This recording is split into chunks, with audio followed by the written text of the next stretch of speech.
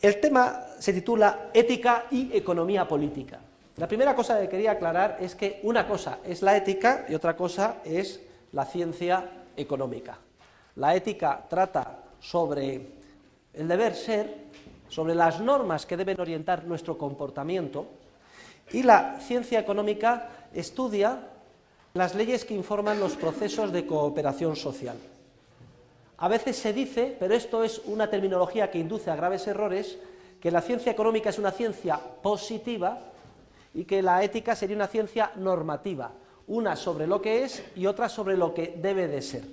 Pero esa terminología es altamente engañosa, porque cuando se refiere uno a la economía como ciencia positiva, en la mayor parte de los casos se conlleva la idea de que la economía es una ciencia empírica. Se confunde el estudio de lo que es con el estudio de los hechos históricos.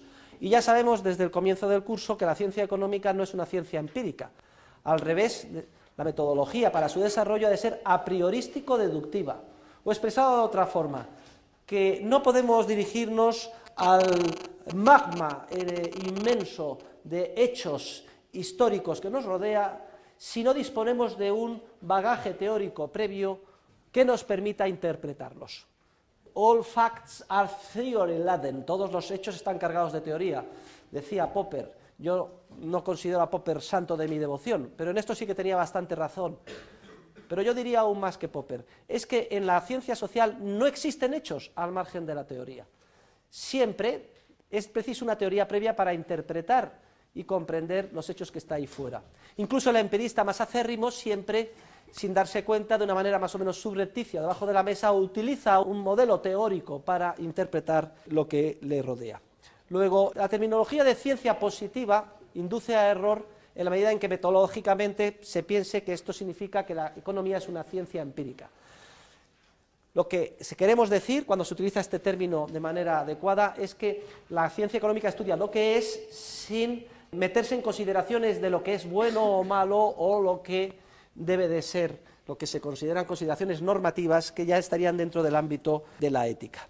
Sin embargo, entendiendo esto y entendiendo que la ciencia económica debe de ser una ciencia libre de juicios de valor, en alemán Wertfreiheit, libre de juicios de valor significa que el científico de la economía, como tal científico, no puede enjuiciar como buenos o malos los fines concretos que pretenden los actores que él investiga.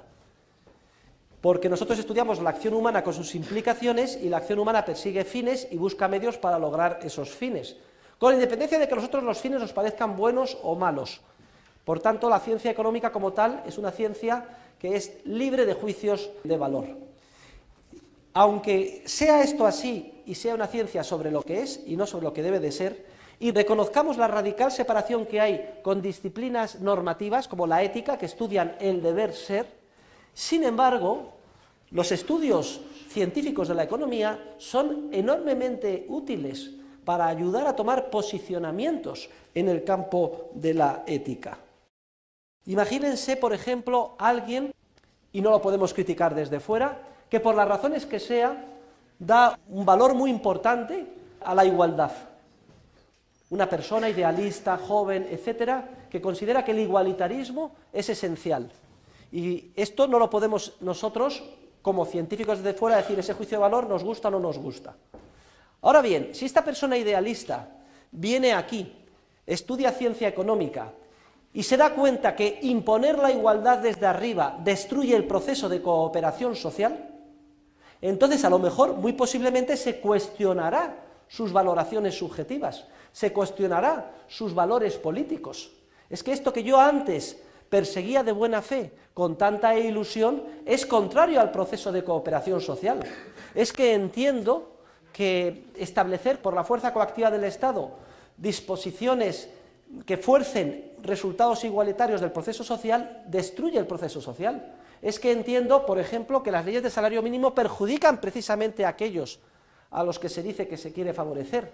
Luego, como resultado de mi estudio de la economía durante este curso con el profesor Huerta de Soto, reconsidero mis principios políticos, mis valoraciones, y me doy cuenta que el ideal de la igualdad que defendía con tanto ahínco antes no a nivel puramente particular y voluntario, sino pensando que legitimaba la intervención del Estado para imponer determinadas medidas. Me doy cuenta que, por tanto, entre el desarrollo de la civilización en un proceso armonioso de cooperación voluntaria y el caos social y la violencia que genera la imposición por la fuerza de las medidas igualitarias, me obliga a reconsiderar mi posicionamiento desde el punto de vista político y a cambiarlo. Luego, es enormemente útil, incluso en el ámbito de la ética, tener conocimientos correctos de ciencia económica, aunque solo sea por esta razón. Ahora bien, alguien podría decir, profesor, yo acepto todo lo que usted ha enseñado de economía, pero aún así, para mí es tan importante el igualitarismo que prefiero que desaparezca la civilización, pero que seamos todos iguales. Si alguien se plantea una posición tan maximalista como esta, tampoco podemos enjuiciar como científicos y decir eso está bien o está mal como científicos de la economía. Haría falta una disciplina distinta que pusiera de manifiesto si tal posición es aceptable o no desde el punto de vista moral, si es correcta o no es correcta. Entonces abandonaríamos el ámbito de la economía, que como sabemos es libre de juicios de valor y una ciencia positiva, y pasaríamos a estudiar otra disciplina, que sería la ética, es decir, el estudio científico de cuáles son los principios que deben de informar el comportamiento social, de lo que está bien y lo que está mal. Muchos teóricos piensan que no es posible el desarrollo de una disciplina ética en términos objetivos, sobre todo en los tiempos actuales que prepondera el subjetivismo y el relativismo más generalizado en los ámbitos de la moral y de la ética. Por contra, yo y otro grupo importante pensamos que sí que es posible desarrollar una disciplina objetiva de lo que está bien y de lo que está mal. Desarrollar una ética, al menos una ética social, en términos objetivos, que se puedan consensuar entre los diferentes seres humanos. Y esto, repito, es algo que está cuestionado, pero existen desarrollos que van en esta línea, el intento de construir una ciencia ética objetiva. De manera que incluso podríamos llegar a demostrar que lo que está haciendo usted es éticamente erróneo. Y en el desarrollo de esa disciplina de la ética objetiva, también juega un papel muy importante todo el bagaje intelectual de la ciencia económica que hemos desarrollado juntos a lo largo de este curso, porque nos ayuda, nos orienta a la hora de construir nuestro edificio ético ideal que consideramos objetivamente bueno. Existen diferentes programas de investigación o trabajos dirigidos en esta línea. Por ejemplo, el caso de los libertarios justnaturalistas. Se llaman así porque defienden que hay un derecho natural objetivo, en pocas palabras es a lo que me estoy refiriendo, y que está ahí, que es el único conforme con la naturaleza del ser humano, lo que pasa es que tenemos que descubrirlo. Entre ellos quizás el más importante sea Murray Rothbard, que desarrolla toda una teoría de la ética social del capitalismo, a favor del capitalismo, basada en el principio de la propiedad en uno mismo. Yo soy propietario de mi cuerpo y los demás, él demuestra, no son propietarios de mí. Y si se acepta esto, yo también soy propietario de aquello que produzco y de lo que ocupo y antes no era de nadie. Y el principio de la occupatio res nullius. Y luego además puedo intercambiar el resultado de mi esfuerzo con el de los demás voluntariamente. Y entonces así desarrolla una ética objetiva de la cooperación social voluntaria que es la base del sistema capitalista. Y por contra, que los comportamientos coactivos que consisten en esclavizarme, en que sea propietario de mí otro, o en expropiarme el resultado de mi esfuerzo, o impedir por la fuerza el libre intercambio voluntario de unos con otros, son todos ellos actos esencialmente antiéticos, inmorales, que van contra la naturaleza del ser humano. En una línea parecida también estaba el caso de Robert Nozick, que fue catedrático de filosofía en Harvard, que ya ha fallecido hace más de 10 años, que desarrolló también toda una teoría objetiva de la ética social, no tan radical como la de Rothbard, pero también en la misma línea. Otra línea de investigación importante es la del profesor Hans Hermann Hoppe, también en este ámbito, profesor alemán que estudió con Habermas en la Universidad de Frankfurt y que luego pasó a ser discípulo directo de Rothbard y terminó jubilándose como catedrático de Economía en la Universidad de Las Vegas y actualmente vive en Turquía.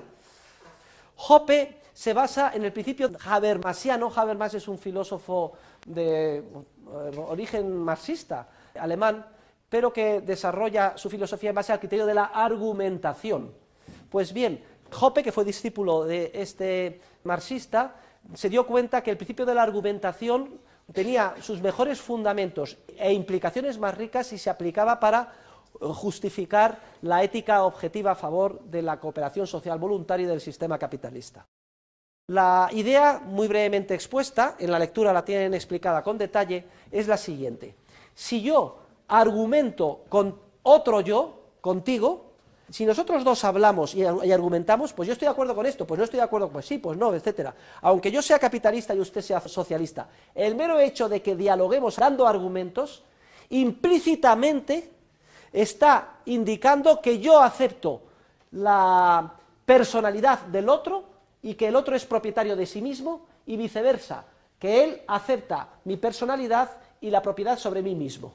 El mero hecho de que dialoguemos argumentando ya implícitamente, explica Hoppe siguiendo a Habermas, está constituyendo un fundamento de todo lo que es el proceso social voluntario basado en la cooperación libre y del sistema capitalista, que es la propiedad privada de cada uno sobre sí mismo.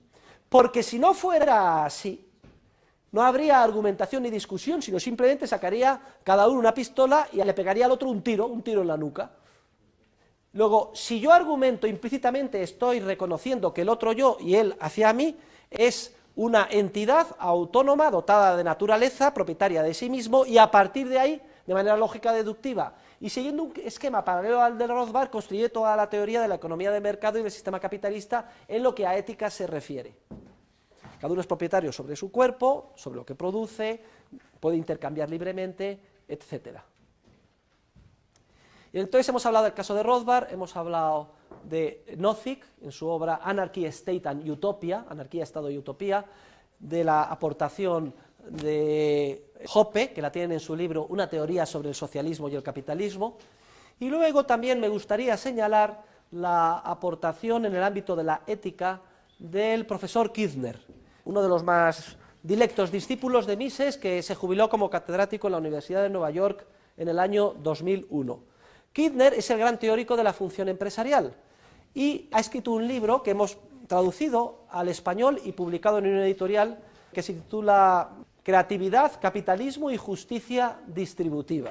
Entonces Kirchner, un poco en la misma línea, pero centrándose en su teoría de la función empresarial, también construye toda una teoría objetiva, consensuable por tanto, de la ética social. ¿Basado en qué? Basado en el principio de la creatividad empresarial, es decir, el principio de que todo ser humano está dotado por su propia naturaleza de una innata capacidad empresarial, que es una capacidad eminentemente a la vez creativa y coordinadora. Luego, cualquier hombre y mujer, por el mero hecho de serlo, está dotado de la capacidad de descubrir, ver, crear nuevos fines y nuevos medios. Entonces, la teoría de Kirchner es que por el mero hecho de ser seres humanos tenemos esta capacidad innata de descubrir y crear cosas. De hecho, hay una digresión en mi libro Socialismo, Cálculo Económico y Función Empresarial de tipo teológico, donde argumento que si el ser humano ha sido creado a imagen y semejanza de Dios, suponiendo que hipotéticamente Dios exista, entendiendo por Dios un ente que nos supera en mucho de lo que no podemos comprender, creador de la nada de todas las cosas y además por amor, que precisamente el punto de conexión entre Dios y el hombre radica en la función empresarial. Porque el hombre, aun siendo un pigmeo, una mosca, una infinitesimamente pequeña y hormiguita, sin embargo, está también dotado de una capacidad creativa. Nos damos cuenta de cosas que nos habían pasado previamente desapercibidas. Y ese sería, digamos, el punto de conexión, es la digresión teológica que tiene en mi libro Socialismo, Cálculo Económico y Función Empresarial, y que habrán leído. Entonces, Kirchner argumenta que si todo ser humano está dotado de esa innata capacidad creativa, es obvio que todo ser humano tiene derecho natural a apropiarse aquello que crea empresarialmente. Entre otras cosas porque al hacerlo no perjudica a nadie. Antes de que lo creara no existía. Y si yo creo algo que antes no existía, no perjudico a nadie. Me beneficia a mí mismo, que soy el creador, me apropio de lo que he creado y además favorezco a múltiples otras personas, conocidas o desconocidas, que a través de los procesos de mercado que hemos estudiado juntos en este curso y del intercambio voluntario, directa o indirectamente y en oleadas sucesivas se van a aprovechar también de aquello que yo he creado. Luego, el principio de la apropiación privada de lo que uno crea es un principio además muy semejante al principio de la occupatio res nullius, en latín, la ocupación de aquellos recursos que no son de nadie, y que es una de las formas tradicionales de adquirir la propiedad en el derecho romano, o el principio del homesteading, el principio de la colonización, de la ocupación por un colono de algo que no era de nadie, ya teorizado por Locke desde el siglo XVIII. Bueno, pues es un principio intuitivo que todos podemos aceptar, coherente con la naturaleza del ser humano, creativa, que cada uno se apropie de aquello que crea, imprescindible para nuestra naturaleza creativa, porque si no pudiéramos apropiarnos de lo que creamos, ni siquiera visualizaríamos nuevos fines y nuevos medios, y se bloquearía nuestra capacidad creativa. Principio que no perjudica a nadie, porque cuando nos apropiamos de algo que se ha creado de la nada, nadie puede quejarse por el hecho de que se le quite algo, porque ese algo no existía antes, y además, como he indicado, lo creado se expande y favorece no solo al protagonista de la creación original, sino a todos los que comercian, intercambian con él o le imitan. Y además, ni siquiera hay que mantener la condición del llamado proviso de Locke. Locke, cuando desarrolla su teoría de la colonización, pone como condición que uno puede apropiarse aquello que descubre, por ejemplo, un colonizador que desembarca en América, dice siempre y cuando deje recursos suficientes para los que vengan después. Bueno, pues esta es una visión demasiado materialista. La verdad es que si yo pongo el pie en América no puedo decir todo el continente mío. No, lo que yo descubro, creo y trabajo, pues será pues mi casa, lo que cultive, la finca alrededor, pero no puedo decir todo el continente, como decían antes, en nombre del rey de España, todo esto mío, hasta el paralelo tal. En ese sentido sí que tenía lógica lo que decía Locke. Pero en términos mucho más abstractos, como los que desarrolla Kirchner, cuando yo creo algo que no existe previamente, sea una obra artística, una obra académica, la idea de un nuevo proyecto empresarial que había pasado desapercibido, un nuevo programa, un nuevo sistema operativo, Windows 2000 o lo que sea, no tengo por qué cuidar de dejar recursos suficientes para lo que vengan después, porque es que no estamos hablando en términos materiales y objetivos de recursos que puedan quedar bloqueados para los que vengan después, es que simplemente he creado de la nada algo que no existía en el mundo antes que yo. No se puede decir, es que usted, don Miguel de Cervantes, por favor, no deja algo de idea de Don Quijote para que se la copie el Don Quijote apócrifo de la Avellaneda. No, él coge y la idea ya está ahí y ya está, y es de él, íntegra, y pasa a la historia como una de las obras inmortales del género humano. Luego, solucionado el tema del proviso de Locke gracias a la conceptualización más abstracta del derecho a la propiedad privada en base al principio de la creatividad empresarial, que es lo que desarrolla Kirchner en su obra. Vean ustedes cómo en estas 4 líneas y otras que se están desarrollando, se va construyendo una disciplina que es una disciplina objetiva, por tanto consensuable, que por tanto puede demostrarse que un comportamiento es malo per se, si alguien coactivamente impone por la fuerza a otro cosas en contra de su voluntad, y en base bien al derecho natural, en base al principio de Rothbard de la propiedad sobre el propio cuerpo, al principio de la argumentación de Hoppe, al principio de que cada uno tiene derecho a apropiarse del resultado de su creatividad empresarial de Kirchner, o a una combinación de todos esos enfoques que van más o menos en la misma línea.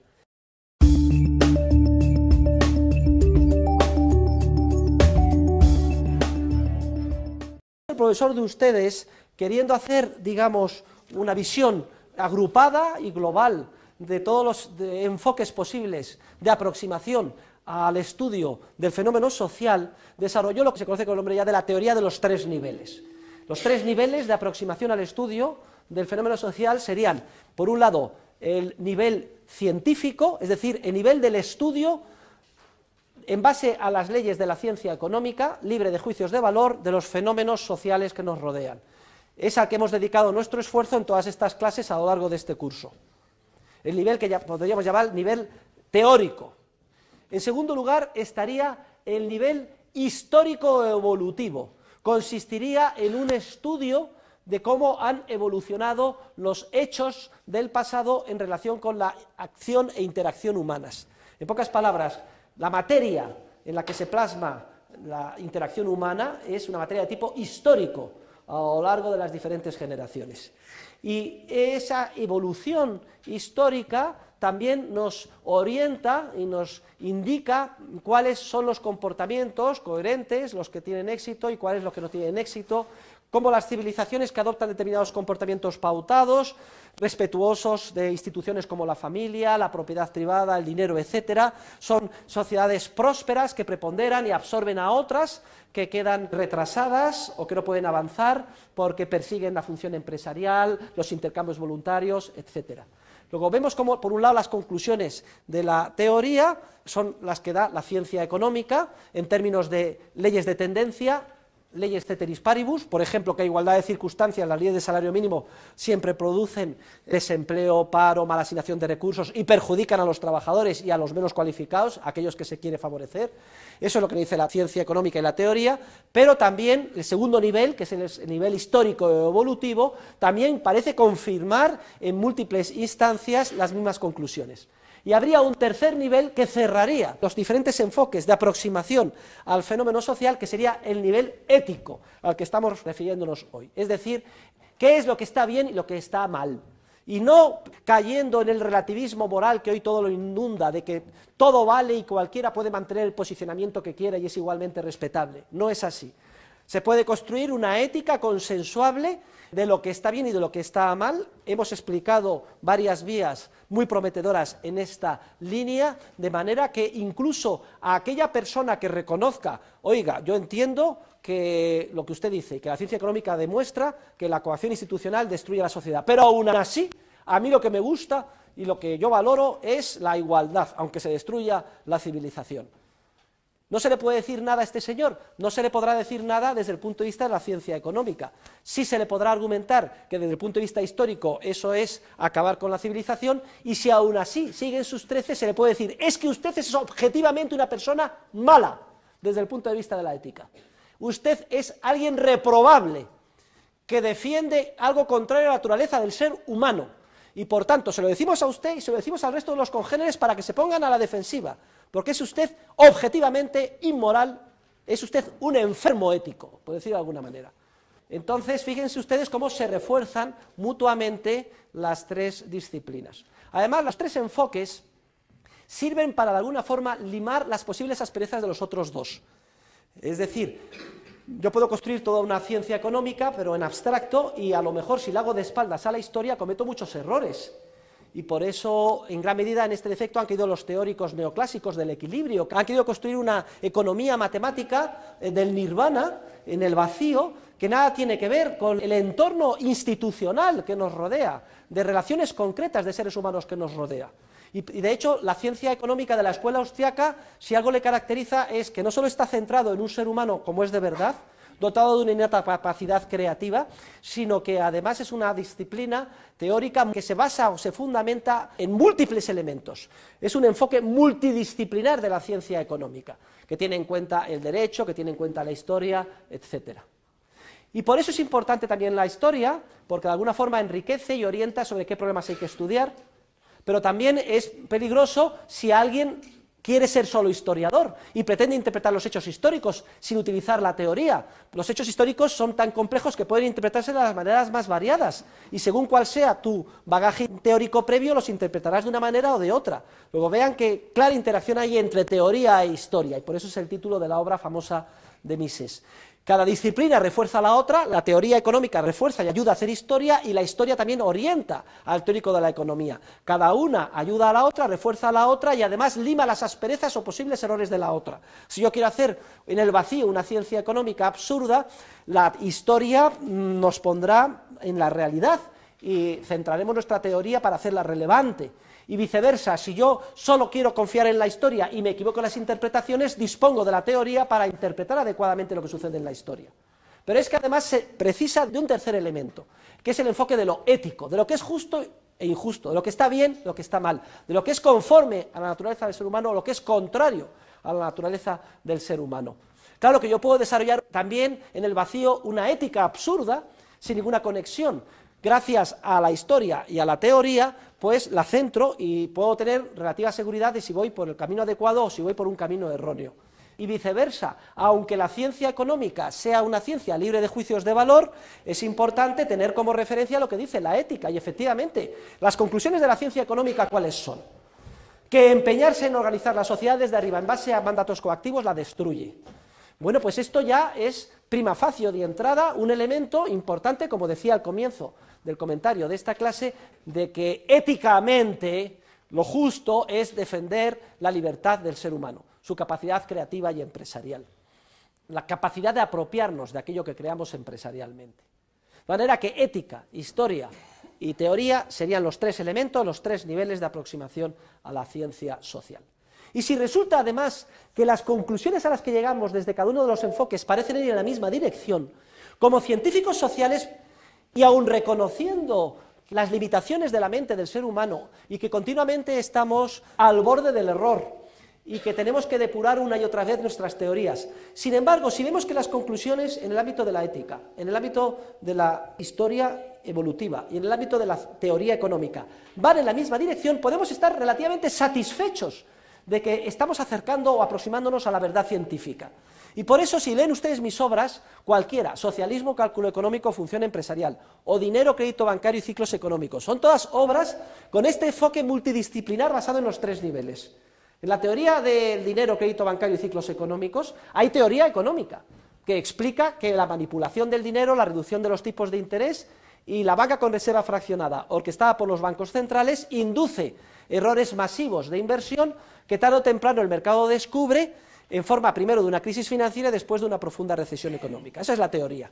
Pero es que además dedico una parte importante del libro a la historia, como ustedes saben, 2, 3 capítulos. ¿Qué ha pasado históricamente? Y el repaso de los hechos históricos confirma lo que en términos abstractos de teoría hemos visto. Pero es que además, ¿qué es lo justo o lo injusto? Es que es justo, en base a los principios generales del derecho, ético, apropiarse de lo que se le deposita a uno a la vista.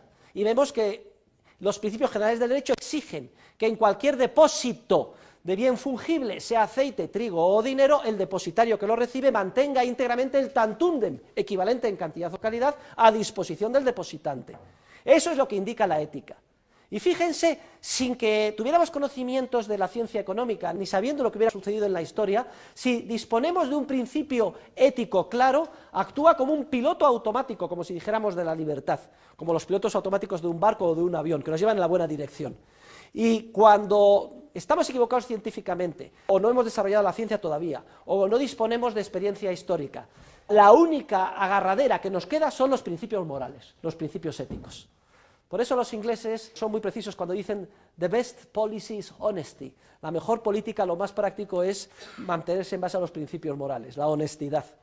Y claro, al revés, si resulta que la teoría está manipulada y una caterva de economistas keynesianos y macroeconomistas consideran que es fenomenal que se manipule el dinero, si además se interpreta erróneamente la historia de que el capitalismo fracasó porque vino la Gran Depresión y gracias al Estado se pudo salir adelante, interpretación completamente errónea de la historia, solo te queda como única agarradera el principio ético, que hay que cumplir los principios éticos a rajatabla, que son el piloto automático de la libertad, en este ámbito concreto que en el depósito a la vista de dinero, como en cualquier depósito de bien fungible hay que mantener el tantundem, el coeficiente de caja del 100% a disposición del depositante.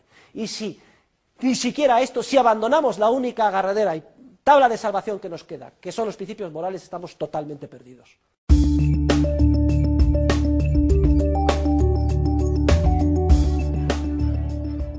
Cierro, quiero que sea como una especie de broche de oro el curso con estos 10 consejos para tener éxito en la vida. Yo la verdad es que si este curso al final solo se acuerdan ustedes de que hay que privatizar todo, que la economía de mercado es lo único que funciona, y de los 10 consejos para tener éxito en la vida, me doy con un canto en los dientes. Me considero que he tenido un éxito extraordinario en este curso de economía y política, porque poco más es lo que necesitan ustedes para salir ahí a la calle y tener éxito y ser hombres y mujeres de provecho, que puedan siempre estar orgullosos de sus vidas y ser modelo para aquellos que les rodean. Vamos a ver cuáles son los 10 consejos para tener éxito en la vida. Y quería hacer una pequeña introducción previa, porque es increíble que en el sistema educativo moderno, y me da lo mismo que sea en el colegio, en el instituto o en la universidad, no se nos enseñe lo que les voy a enseñar a ustedes hoy aquí. Resulta que nos llenan la cabeza de una serie de disciplinas más o menos interesantes, que si historia, que si gramática, que si filosofía, que si matemáticas, etc. Pero lo más importante, que es cómo tenemos que vivir, no se nos enseña. Y desde luego no piensen ustedes que se nos enseña en los libros de formación para la ciudadanía y en todos estos asuntos. Y sin embargo, es vital. Fíjense ustedes que la vida es como un viaje, y además es un viaje que se pasa volando, se lo tengo que decir a ustedes. Pues yo el otro día pensaba, joder, tengo 53, voy a cumplir 54, y digo, pero si ayer tenía 23 años, literalmente ayer, y han pasado 30. Ustedes ahora son muy jóvenes y lo ven, ¿qué cosa dice el profesor? No, pero van a ver cómo hay un proceso acelerado de experiencia vital, y en cuanto se descuiden, la vida se les ha pasado de las manos. Y la vida es como un viaje, y el que más o el que menos, cuando emprendemos un viaje, con ilusión, porque son nuestras vacaciones, tenemos la oportunidad de ir pues, a un parador nacional, al campo, a la montaña, o a la playa, o al extranjero. El que más o el que menos, cuando emprende un viaje ilusionado, lo prepara. ¿Y cómo lo prepara? Pues por internet buscamos dónde podemos alojarnos, cuáles son los posibles itinerarios, qué cosas hay que ver que son importantes, quién me puede acompañar. Dedicamos un esfuerzo, horas, tiempo, y lo hacemos con ganas para preparar ese viaje. Y sin embargo se da la paradoja que el viaje infinitamente más importante, que es el viaje de nuestra vida, no lo preparamos de manera deliberada, no reflexionamos lo suficientemente sobre él, nos dejamos llevar. Nos dejamos muchas veces manipular, y cuando nos damos cuenta, a poco que tengamos espíritu crítico, miramos hacia atrás y nos arrepentimos de muchas cosas. Y la vida fluye y ya no vuelve al origen anterior. Por eso es importantísimo que preparemos bien este viaje vital. Y yo como profesor tengo la misión de ayudarles a ustedes a prepararlo. Y entonces, ¿qué es lo que he hecho? Pues simplemente lo que he hecho es reflexionar y tratar de destilar todo aquello que a mí me ha servido y he pensado que era útil, bueno, efectivo, desde el punto de vista ético, bueno, desde el punto de vista histórico, que ha funcionado, desde el punto de vista científico, conforme a los procesos de cooperación social. Y de alguna forma ponerlo, recogerlo y dárselo a ustedes en forma de consejos para tener éxito en la vida. Y además, miren, si hacen ustedes lo que les voy a decir, tendrán éxito en la vida, garantizado. Hombre, unas veces más, otras veces menos, a lo mejor habrá algunos momentos que haya que replegarse, pero si ustedes lo hacen, no tengan ninguna duda, van a tener éxito en la vida. Significa que van a poder lograr lo que ustedes quieran, y además que van a perseguir los fines buenos. Lo que da felicidad al ser humano es alcanzar lo que se propone y proponerse lo que uno debe proponerse. Son dos temas. Un tema ético, me tengo que proponer algo que debo proponerme porque es bueno, y además la satisfacción de alcanzarlo. Eso es lo que da éxito en la vida. Y los 10 consejos para tener éxito en la vida nos van a ayudar a conseguir estos resultados. Primero, de elegir lo éticamente bueno, y luego movilizar nuestro yo junto con los que nos rodean para alcanzar eso que es éticamente bueno. Luego, les he explicado la importancia que tiene el planificar este viaje apasionante que es la vida, y es apasionante primero porque está protagonizado por cada uno de nosotros.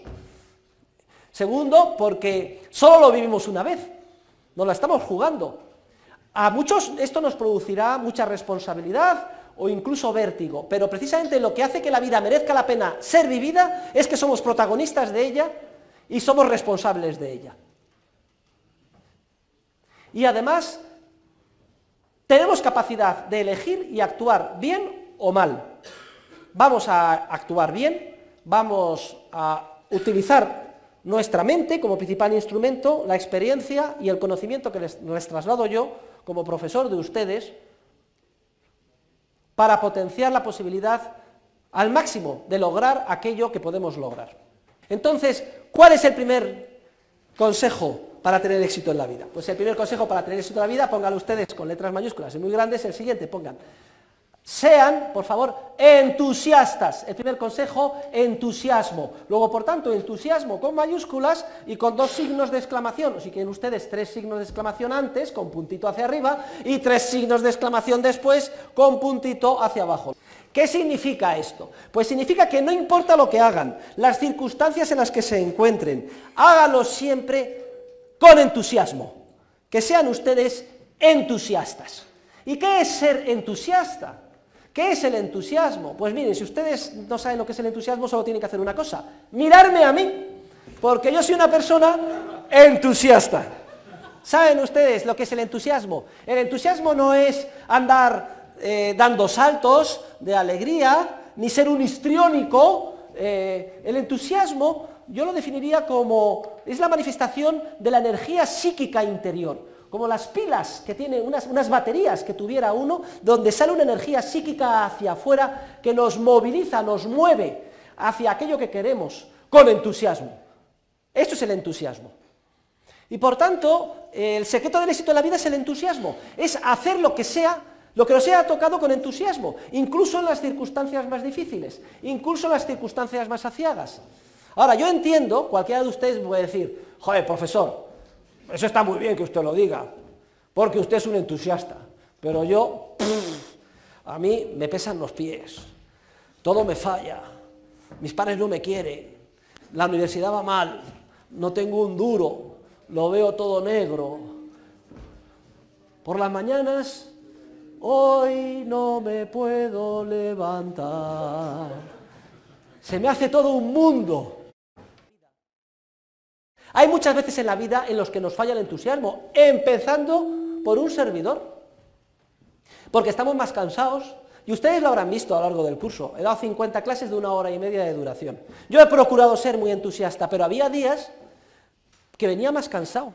Generalmente lo que nos cansan son problemas espirituales y de tipo psíquico, más que de tipo físico. Yo voy 2 veces a la semana al gimnasio, nunca me apetece llegar al gimnasio, voy después de clase. La verdad es que se me hace un mundo, pero salgo felicísimo. Después de haber corrido 10 minutos, hecho gimnasia 10 minutos, 20 aparatos 14 veces, nadado medio kilómetro, spa, 10 minutos de sauna, 10 minutos de hammam, salgo que parezco Superman, aunque entré hecho encabronadísimo. Decía, lo último que me apetece es desnudarme otra vez y ponerme a hacer estas tonterías. ¿Qué pasa si nos falla el entusiasmo? Estamos en un trabajo que consideramos adverso, hemos tenido problemas de tipo profesional o de tipo familiar, tenemos inseguridades, dudas. ¿Qué pasa si nos falla el entusiasmo? Pues tomen buena nota, les voy a decir qué hay que hacer para ser entusiastas cuando nos falle el entusiasmo. Y es algo muy sencillo. Lo voy a describir con una película, porque a mí me gustan mucho las películas. ¿Quién ha visto Salvando al soldado Ryan? Que levantemos la mano. ¿Quién ha visto la escena del desembarco de Normandía, donde está el protagonista de la película, que es nuestro buen amigo Tom Hanks? Les voy a decir lo que decían los formadores del ejército norteamericano antes del día D. Salieron los correspondientes sargentos y tenientes y dieron la siguiente perorata a los soldados. Les dijeron, queridos soldados, mañana vamos a desembarcar. Gran parte de nosotros no pasaremos de la playa y vamos a morir. Sabemos que vosotros y nosotros estamos aterrorizados de miedo, cagados de miedo, como es natural. Y sin embargo mañana tenemos que dar el do de pecho. Mañana tenemos que ser héroes. Pues bien, ¿saben ustedes lo que vamos a hacer mañana para ser héroes? Muy sencillo. Mañana, desde que saltemos a las lanchas de desembarco, solo hay que hacer una cosa. Vamos a actuar como si fuéramos héroes. Concedido, no lo somos y estamos muertos de miedo. Pero mañana, desde que saltemos a las lanchas, solo vamos a tener en nuestra mente una cosa. Actuar como si fuéramos héroes. Visualicemos, ¿qué haría un héroe? Que no lo somos, que estamos muertos de miedo. En esa circunstancia, ¿qué haría un héroe? Que cada uno se lo imagine. Yo, por ejemplo, saltar a la playa gritando, ¡me voy a comer el mundo! Pues haz eso. Actuar como si, porque la vida, queridos alumnos, es el gran teatro del mundo. Si actuamos como si fuéramos héroes, seremos héroes. Y esos miles de jóvenes americanos, ingleses, etc., ese día, a pesar de estar muertos de miedo, actuaron como si fueran héroes. ¿Y saben ustedes lo que sucedió? Que fueron todos y cada uno de ellos héroes. Y si yo estoy en una situación desesperada, en cualquier circunstancia que sea que ustedes se puedan imaginar, familiar, personal, la muerte de un amigo, profesional, etc., ¿qué haría una persona entusiasta entera en estas circunstancias? Y lo visualizan e inmediatamente lo hacen. Y por tanto, cuando nos falla el entusiasmo, solo tienen que hacer una cosa: Actuar, tomen nota, cuando nos falle el entusiasmo, tenemos que actuar como si fuéramos entusiastas y entonces, queridos alumnos, seremos entusiastas. Y si estoy por la mañana, me suena el despertador, se me hace un mundo y solo me viene a la cabeza la cancioncilla de Mecano, hoy no me puedo levantar. Inmediatamente acuérdense, primer consejo del profesor Huerta, tengo que actuar como si fuera entusiasta. ¿Qué haría un entusiasta? Saltar de la cama, abrir la ventana y que oiga todo el barrio, ¡me como el mundo! Pues sin pensarlo más, hágalo. Salte de la cama, abra la ventana, ¡me como el mundo! Y solucionado el problema. ¿Está claro lo que hay que hacer? Luego, que no me venga nadie diciendo que le falla el entusiasmo, porque sabe lo que tiene que hacer. ¿De acuerdo? Y si yo he venido aquí a clase, a lo mejor algún día cansado, o derrotado, o con problemas, que tengo miles, como cualquier ser humano, he dicho, hoy ninguno de mis alumnos tiene que notar que tengo ningún problema. Tengo que dar una clase que tiene que ser la mejor clase. ¿Qué haría un profesor ideal, entusiasta en la clase de hoy? Esto, pues hazlo. Y lo he hecho. Y se ha producido un milagro. No han notado ustedes que tenía ningún problema, he dado una clase con entusiasmo, incluso un milagro dentro de mí mismo. Porque durante la hora y media que he dado la clase he sido feliz y me he olvidado de mis problemas personales. Y eso es lo que tienen que hacer ustedes como primer punto para tener éxito en la vida. Porque el éxito, la razón, la clave del éxito en la vida es el entusiasmo. Pero hay un segundo consejo, hay un segundo mandamiento, que va de la mano con el primero, que es la, tomen nota, con mayúsculas, constancia. ¿Qué significa la constancia? Que tenemos que ser constantes. Miren ustedes, la vida es muy pesada. Solo hay una manera de vencerla, siendo uno más pesado que la vida misma. A mí no se me olvidará nunca, el día que llegué a Estados Unidos, a la escuela de Business y de Economía en la Universidad de Stanford, nos recibió el decano. Estábamos todos reunidos, éramos 400, y nos dio una pequeña perorata y nos dijo, solo les voy a dar un consejo. Y se lo voy a escribir en la pizarra y con letras grandes para que no se les olvide. Entonces cogió la pizarra y escribió, y hizo exactamente lo que voy a hacer yo ahora.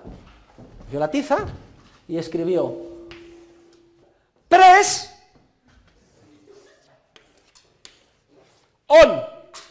Y se marchó el decano y nos dejó a los todos desconcertados. ¿Saben ustedes lo que significa press on en inglés? ¡Que aguanten, coño! ¡Aguantar! Ser un pesado de cojones. Que no salga esto en el vídeo. O una pesada de cojones. Que hay que tener una paciencia infinita. Una vez fallas, la siguiente, y otra, y otra, y otra. Eso es la constancia. Porque la constancia con el entusiasmo es el cóctel que les garantizará a ustedes lograr lo que quieran. No se desanimen nunca y sigan siempre adelante. Miren, la constancia es tan importante que yo año tras año venía diciendo, miren ustedes lo importante que es la constancia. Que si tuviera otra hija, que no creo, porque tengo ya 4 hijos, ¿saben qué nombre le pondría? Constanza. Y lo decía un año, otro año, otro año. ¿Y saben ustedes qué sucedió? Que tuve a esa hija, que anda por ahí y que ha cumplido ayer 15 años. Y se llama Constanza, famosísima en toda la Universidad de Madrid. Si algún día tuviera un barco, le pondría de nombre Constancia, o Constantia en latín, simplemente para señalar esto. Y desde luego navegar en el mar hay que ser muy pesado, porque si te coge un temporal no te puedes escapar, y estás 12 horas, ¡bumba, bumba, bumba! Y al cuarto pantocazo, o al número 40, y ves que eso no termina, estás hasta la coronilla, y sin embargo hay que aguantar. Es el símil perfecto de lo que tienes que hacer en la vida. La constancia como secreto del éxito en la vida. Y el tercer consejo que les voy a dar está íntimamente relacionado con lo que acabamos de explicar en el último tema curricular del curso. Hace referencia a lo que hay que hacer, a lo que está bien y a lo que está mal. El tercer consejo, por favor, es que actúen siempre lo mejor que puedan en cada momento y en cada circunstancia. Actúen siempre lo mejor que puedan en cada momento y cada circunstancia, y afortunadamente en casi todas las circunstancias está claro lo que está bien y lo que está mal. Habrá algunas veces en las que haya dudas, pero siempre, en caso de duda, vayan a la que piensen ustedes que está bien, a la opción que piensen que es correcta. Actúen siempre lo mejor que puedan y olvídense de los resultados. Es cierto que en la economía de mercado lo importante es el resultado, ¿eh? Hay que estar a la altura, satisfacer al consumidor, venderle el producto adecuado a un precio bajo. Sin embargo, a nivel personal, no actúen pensando, obsesionándose con el resultado. Sean entusiastas constantes, actúen lo mejor que puedan, porque el resultado vendrá siempre por añadidura. Lancen la piedra y escondan la mano, porque llegará a su lugar adecuado.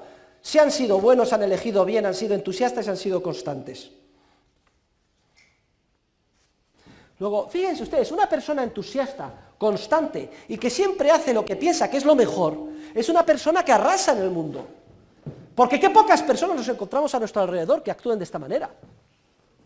Si ustedes utilizan como hilo conductor en su vida, aunque solo sean estos 3 primeros consejos, van a ser los líderes, los directores de las personas que les rodeen en todo lo que hagan el día de mañana. No tengan ninguna duda al respecto.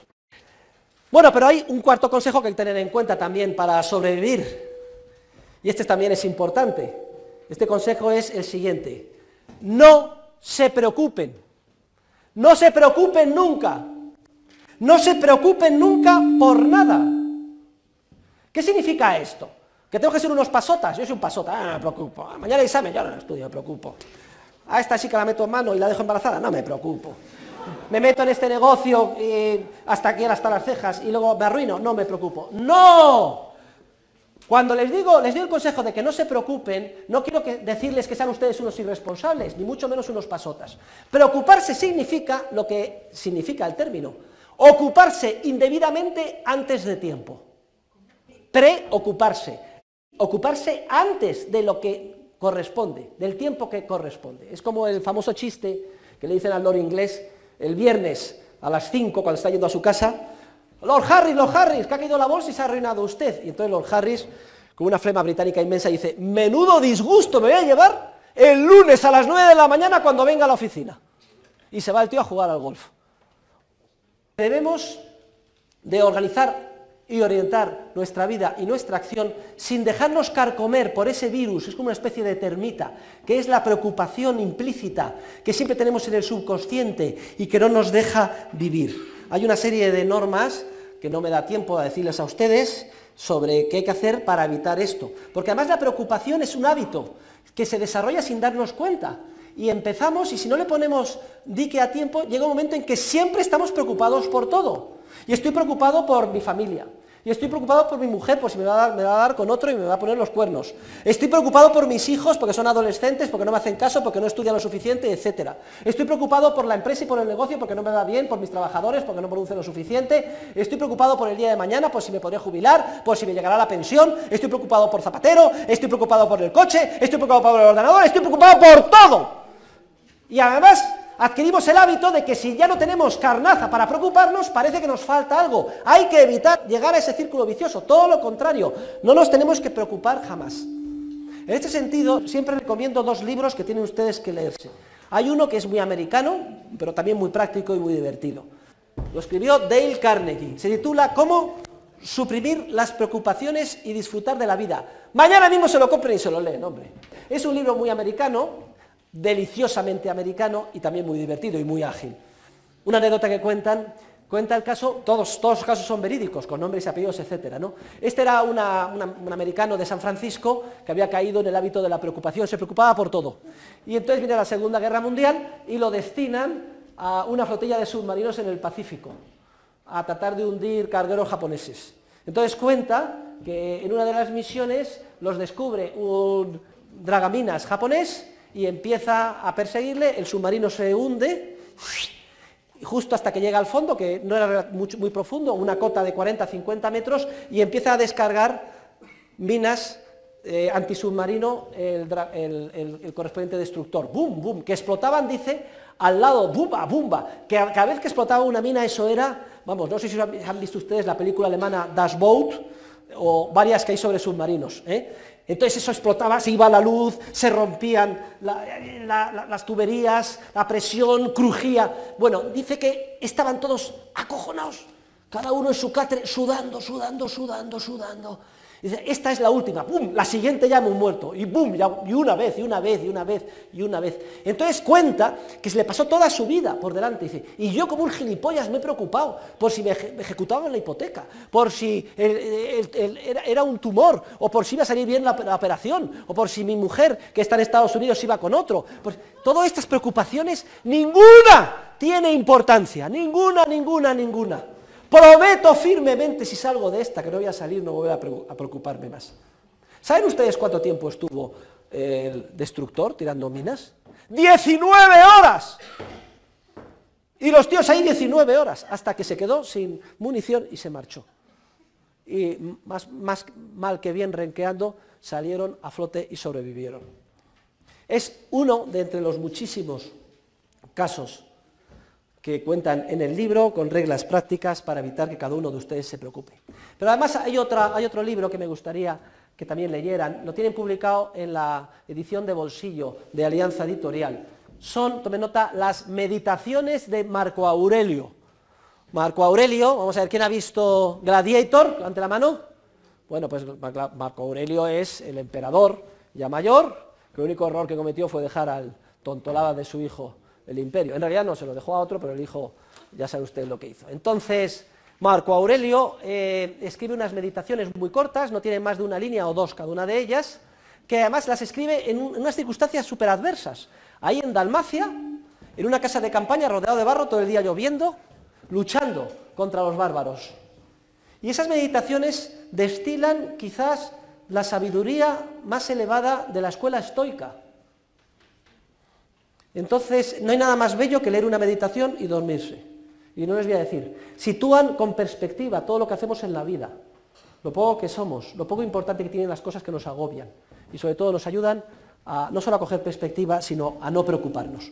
Luego, uno desde el punto de vista de la filosofía estoica, en gran medida luego recogida por la filosofía cristiana, otro desde el punto de vista más moderno o americano, les ayudarán con muchas normas prácticas, sobre todo para aquellos que sean más proclives a preocuparse, a evitar caer en ese vicio.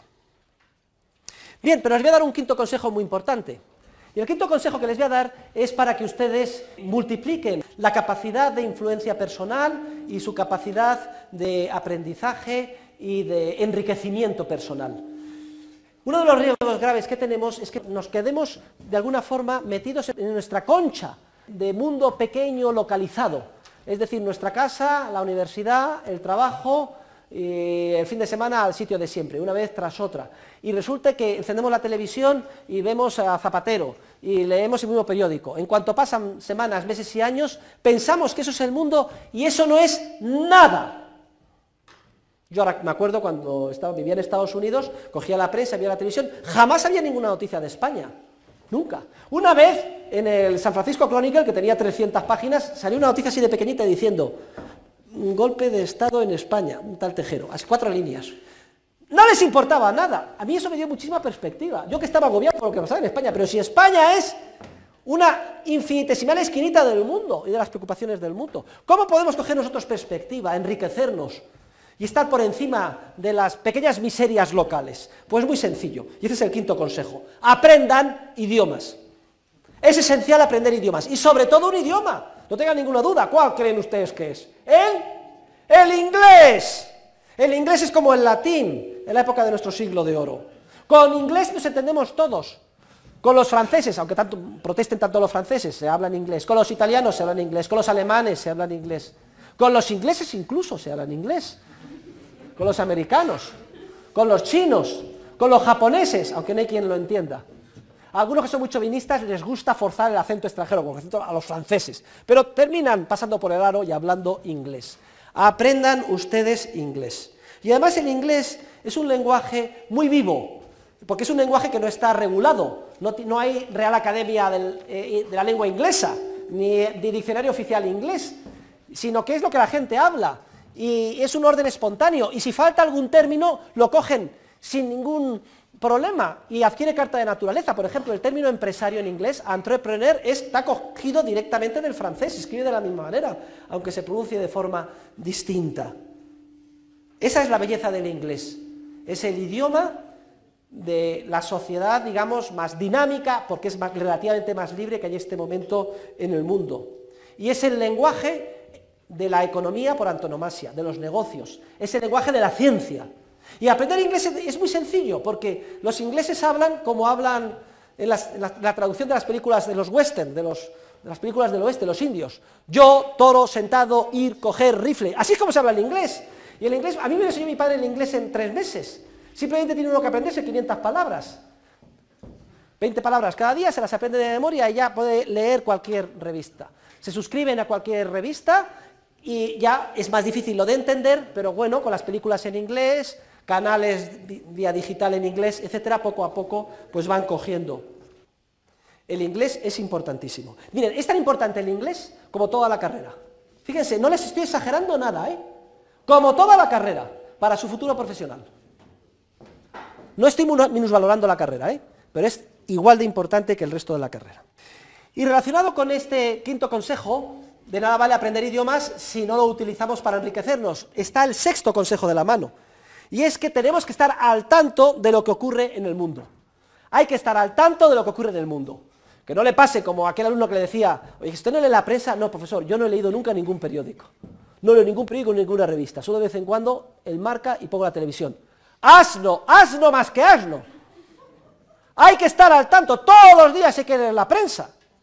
Y sobre todo prensa extranjera. Yo les recomendaría, si no pueden, que por lo menos se compren una revista en inglés, tomen nota, o bien Time o Newsweek, una revista semanal y se la lean. Además, el periodismo americano es muy ágil, aunque estas son revistas muy sesgadas desde el punto de vista ideológico, pero siempre atraen como un imán, siempre enganchan las noticias en estas revistas americanas, porque escriben las noticias como si fuera una novela. O sea, van a hacer, yo qué sé, un corresponsal sobre una batalla en Irak, y no lo hacen como los españoles. Ayer a tal hora, a tal fecha. No, dice, siempre empiezan. Eran las 4 de la tarde de un tórrido día y el soldado Harris estaba aterrorizado. Todo el mundo dice, coño, esto es una novela, sigue, y resulta que así te meten la no.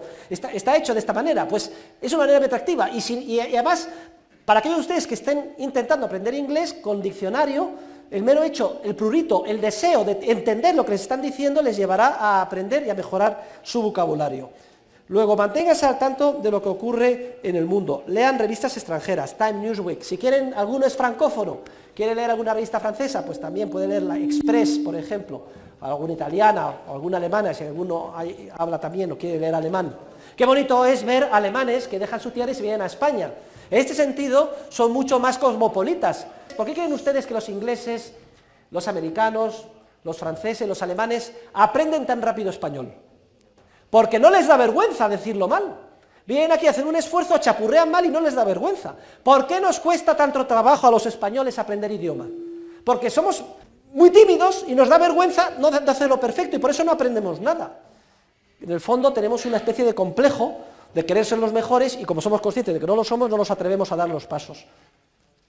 Pero aquí vienen alumnos Erasmus de Alemania que no saben nada de español en septiembre y en diciembre están hablando español casi perfectamente. Lo cual es increíble. Y también dice mucho del espíritu de disciplina y esfuerzo del pueblo alemán. Porque el español tampoco es que sea nada fácil. Luego el punto 6, el sexto consejo es que se mantengan al tanto de lo que ocurre en el mundo, que lean revistas extranjeras, que no caigan en ese pobre localismo de pensar que lo que los rodea es el mundo y no hay nada más allá de él. También hay una serie de programas. La verdad es que ahora se está usando de ellos y se han copiado. Empezaron llamándose madrileños en el mundo. ¿Quién vio esto? Y luego ahora se llama españoles en el mundo. Bueno, pues ven ustedes que hay determinados españoles, generalmente porque se casan con un y están uno en Nueva Zelanda, el otro en la Quinta Puñeta, el otro en Noruega, y se les preguntan, y oye, pues hablan como hablamos en Madrid, y sin embargo están metidos en una problemática totalmente distinta. Lo que pasa en España les importa 3 pepinos y solo vienen aquí de vacaciones una vez cada 5 años. Esto también da mucha perspectiva y enriquece mucho. Son de los pocos programas que a lo mejor envían un mensaje positivo dentro de la telebasura que hay hoy en día. Vamos al séptimo consejo, que es muy importante también. Miren, el séptimo consejo se refiere a las diferentes áreas en las cuales desarrollamos nuestra actividad. El séptimo consejo es el siguiente: sepan equilibrar adecuadamente sus objetivos, 1, profesionales, sus objetivos, 2, familiares, sus objetivos, 3, culturales. Todo ser humano desarrolla su actividad en estas 3 facetas. estas tres facetas, la familia y la amistad, la esposa, los hijos, los amigos, es una faceta importantísima. En segundo lugar, la faceta profesional, dedicamos 1/3 de nuestra vida dentro de las paredes de una empresa o desarrollando una actividad profesional. Y tercer lugar, la faceta cultural, la cultura, que puede ser desde cultura física, hacer ejercicio, hacer deporte, etcétera, y la cultura espiritual, disfrutar con una obra de arte, ir a un museo, pintar, viajar. Lo que les quiero decir es que ustedes serán felices en gran medida en función de que sepan equilibrar adecuadamente estas tres facetas. Y esto exige esfuerzo, esto exige disciplina, exige reflexión y sobre todo exige tomar decisiones, exige optar. Y aquí hay un grupo de mis alumnos, concretamente mis alumnas, que lo tienen un poquito más desafiante, un poco más difícil. Sobre todo hoy en día, a la mujer parece que se le exige ser superwoman, tiene que ser la mejor profesional, la número 1 en la empresa, pero es que además tiene que ser una amante, vamos, poco, ¿qué les voy a decir a ustedes? Y la mejor madre, y la mejor ama de casa, y llevar todo perfecto. Oiga, eso es imposible y además esquizofrénico. Hay algunas sociedades, por ejemplo en Estados Unidos, las pobres mujeres han terminado chingadas. Yo me acuerdo de matrimonios donde él vivía en Los Ángeles y ella en Nueva York, y luego viajaban los fines de semana y se encontraban a mitad de camino. ¿Ustedes creen que ese matrimonio podía durar? Lo digo porque hay muchas tentaciones, sobre todo para que la mujer triunfe profesionalmente. Y a lo mejor, no a lo mejor, con total seguridad, se minusvalora a nivel social, y esto por una serie de razones, muchas de ellas habría que analizarlas hasta qué punto son o no válidas o conspirativas, etcétera, ¿no? Ah, ¿que tú trabajas? No, yo me dedico a mi familia. Ah, no trabajas. Joder, ¿cómo que no trabaja? Trabaja mucho más, a lo mejor, que la profesional. Pero es que a lo mejor cualquiera de ustedes, alumnas mías, opta por ser una médica profesional y inevitablemente renuncia a desarrollar una vida familiar.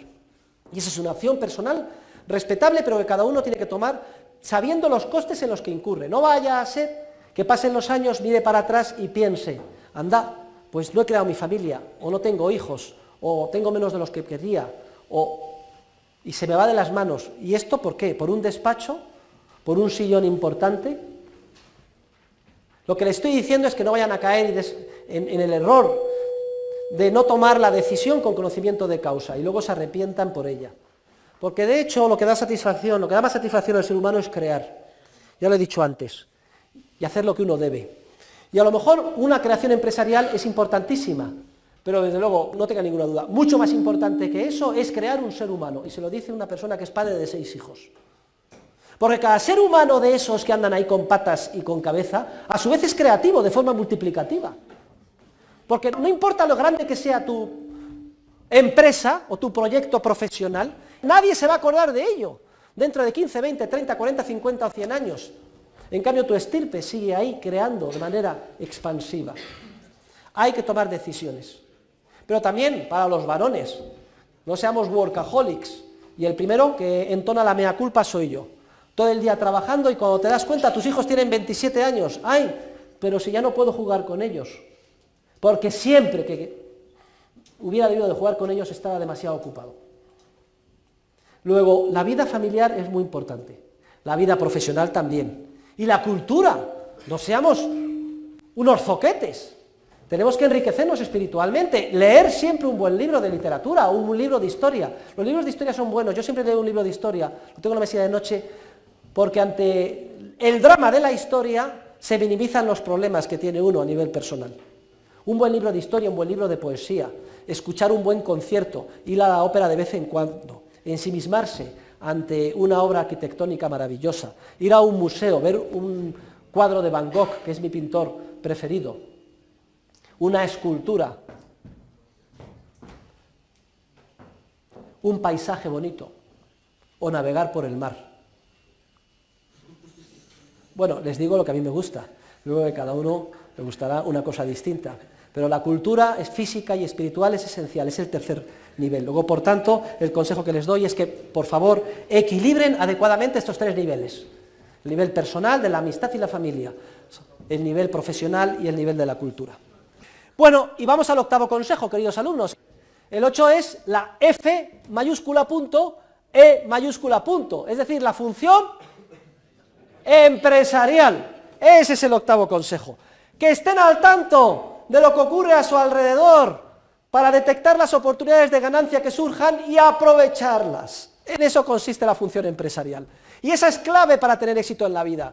De nada vale ser entusiasta, constante, estar al tanto. Si viene la oportunidad y como un idiota me quedo paralizado y no la aprovecho.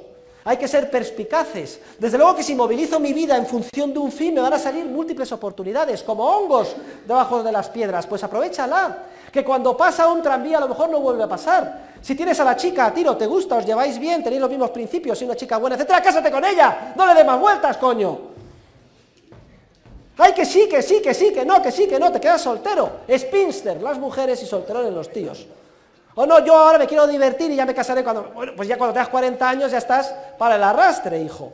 Anda, que las posibles candidatas, mira, hay que aprovechar las oportunidades de ganancia, sin desmerecer a las cuarentonas que estén en clase. Hay que aprovechar las oportunidades que surgen en el entorno. Los tranvías no los dejen pasar. Estén al tanto con la antena parabólica, en cualquier ámbito. He puesto este ámbito que tanta gracia les ha hecho, de las relaciones entre los sexos, pero también en el ámbito profesional, oportunidades de ganancia, aprovecharlas.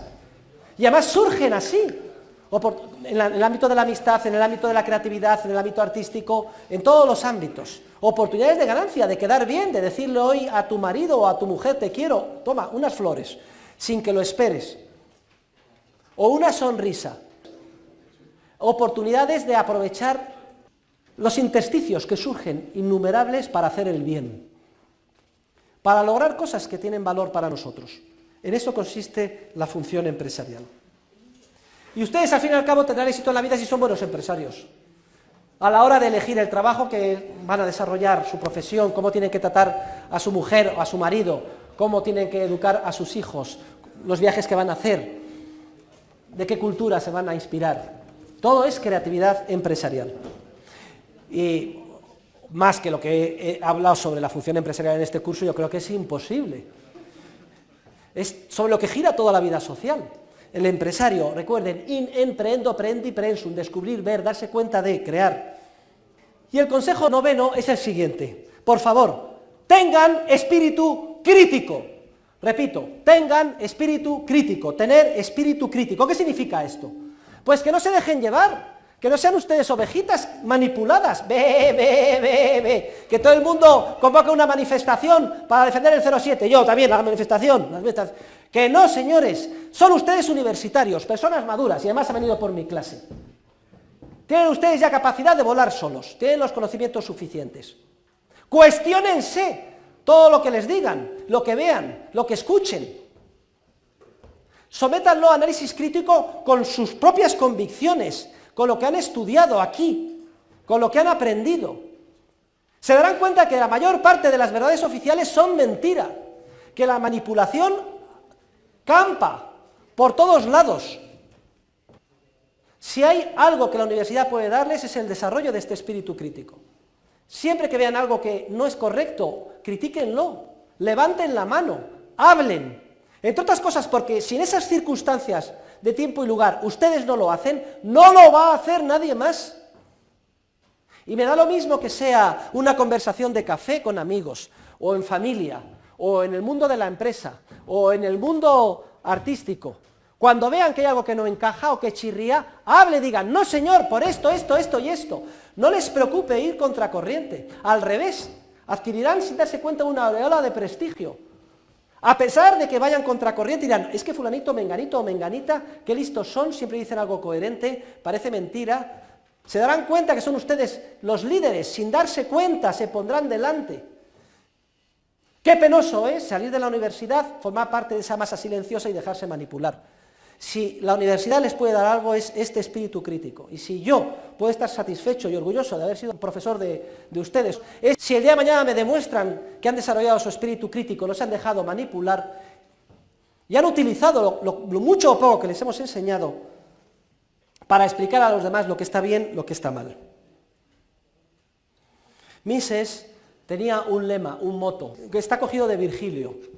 Tu ne cede malis sed contra audentior ito. ¿Saben ustedes lo que significa en castellano? Dice, jamás cedas a la maldad. Por contra, oponte a ella con todas tus fuerzas. Qué bonito es este lema, este moto. Hagámoslo nuestro también en nuestra vida. Fíjense ustedes, yo como lo tengo internalizado hasta tal punto que para mí casi no puedo ir al cine. Porque yo voy a un cine y en vez de ir tranquilamente a disfrutar de la película, me planteo toda la problemática que se plantea en la política, si está bien o mal y qué implicaciones tiene desde el punto de vista de la teoría económica, con lo cual es un agobio ver la película tremenda. Y luego termino, bla, bla, bla, bla. Hombre, no lleguemos al extremo mío, pero sí que es un juego de simulación. Yo haría esto, yo haría lo otro, este ha cometido esto en este momento, ahora se va a producir tal cosa. Tu ne cede malis sed contra audentior ito. Jamás cedas ante la maldad. Por contra, oponte a ella con todas tus fuerzas. Está preparado para la maldad. Tenemos que estar preparados. Está por todos lados. Forma parte de nuestra naturaleza. Vamos a encontrar gran número de personas que no se merecen nuestra confianza, que nos traicionan, tentaciones de todo tipo. Para eso está el espíritu crítico. Antes de dejarnos llevar, pensar un poco y dar un frenazo. Aunque muchas veces suponga ir contracorriente, parece que va uno contracorriente en todo, que en todos los aspectos de la sociedad va por una línea y tú vas en la línea distinta, con mayor seguridad, más tranquilidad. Eso quiere decir, tal y como están las cosas, que vamos por el buen camino, porque todos los demás seguro que están equivocados, se dejan llevar, están manipulados. Pero terminemos el 10º consejo. Tener un comportamiento excelente en todos los ámbitos de nuestra vida. Y que no nos digan que muchas veces no se sabe lo que está bien o lo que está mal. ¡Mentira! Afortunadamente, en prácticamente todas las circunstancias se sabe lo que está bien. Tener un comportamiento excelente, serio y ético en todos los ámbitos de nuestra vida. Esto es el 10º consejo que debe de cerrar todos los que les doy.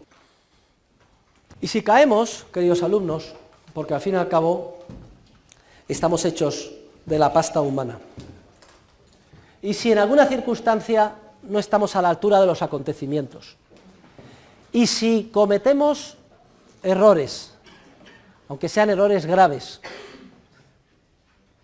si no tenemos un comportamiento serio y ético en alguna circunstancia, si nos comportamos de una manera que deja mucho que desear o no es excelente, ¿qué hay que hacer? Pues muy sencillo. Lo primero, ponme en buena nota, reconocer el error. Y una vez hecho eso, no hay más remedio. No hay más remedio que seguir adelante.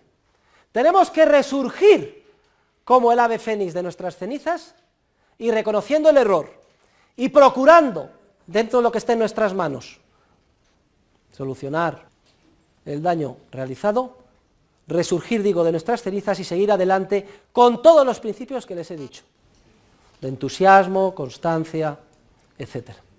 Es la única manera de que podamos asumir nuestra naturaleza y seguir adelante impasible.